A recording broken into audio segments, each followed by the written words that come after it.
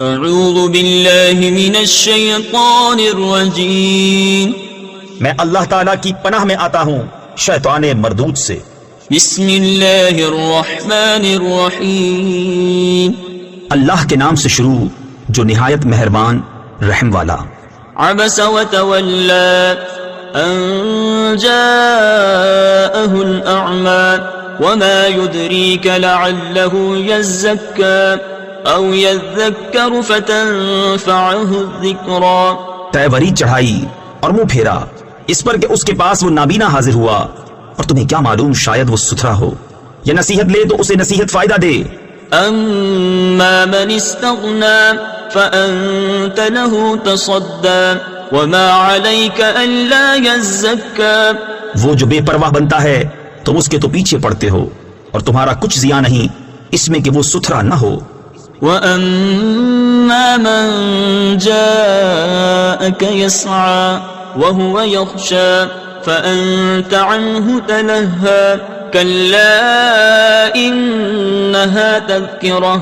اور وہ جو تمہارے حضور ملکتا یعنی ناز سے دوڑتا ہوا آیا اور وہ ڈر رہا ہے تو اسے چھوڑ کر اور طرف مشغول ہوتے ہو، یوں نہیں یہ تو سمجھانا ہے۔ فَمَن شَاءَ ذَكَرَهُ فِي صُحُفٍ مُكَرَّمَةٍ مَرْفُوعَةٍ مُطَهَّرَةٍ بِأَيْدِي سَفَرَةٍ كِرَامٍ بَرَرَةٍ۔ تو جو چاہے اسے یاد کرے ان صحیفوں میں کہ عزت والے ہیں، بلندی والے، پاکی والے، ایسوں کے ہاتھ لکھے ہوئے جو کرم والے، نکوئی والے۔ قُتِلَ الْإِنسَانُ مَا أَكْفَرَهُ مِنْ أَيِّ شَيْءٍ خَلَقَهُ من نطفة خلقه فقدره ثم السبيل يسره۔ آدمی مارا جایو کیا ناشکر ہے، اسے کاہے سے بنایا، پانی کی بوند سے اسے پیدا فرمایا، پھر اسے طرح طرح کے اندازوں پر رکھا، پھر اسے راستہ آسان کیا۔ ثم أماته فأقبره ثم إذا شاء أنشره كلا لما يقض ما أمره۔ پھر اسے موت دی، پھر قبر میں رکھوایا، پھر جب چاہا اسے باہر نکالا، کوئی نہیں اس نے اب تک پورا نہ کیا جو اسے حکم ہوا تھا۔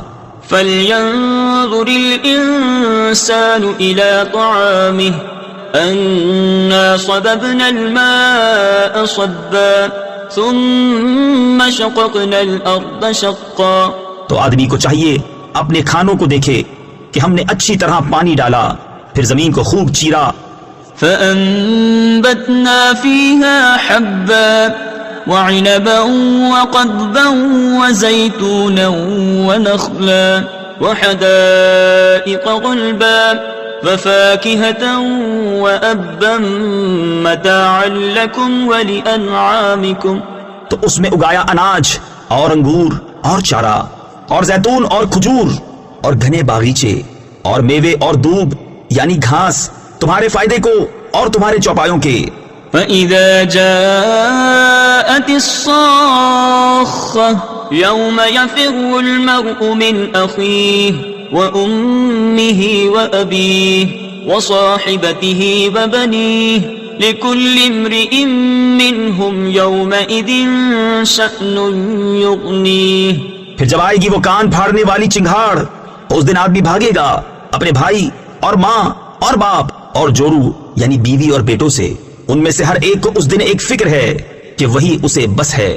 وجوہ یومئذ مسفرہ ضاحکۃ مستبشرہ ووجوہ یومئذ علیہا غبرہ ترہقها قترہ اولئک هم الکفرۃ الفجرہ۔